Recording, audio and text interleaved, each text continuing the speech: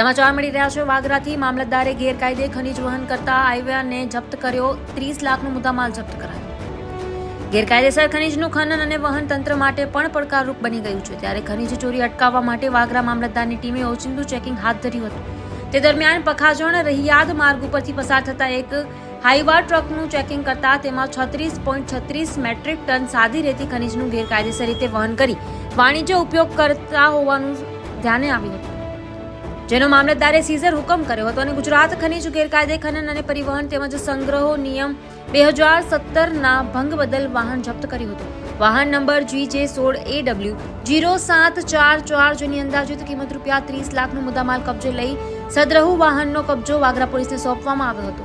પંથકના માર્ગો પર તંત્રના અચાનક ચેકિંગથી ખનીજ ચોરી કરીને દોડતા વાહન ચાલકોમાં પણ ફફડાટ ફેલાયો હતો।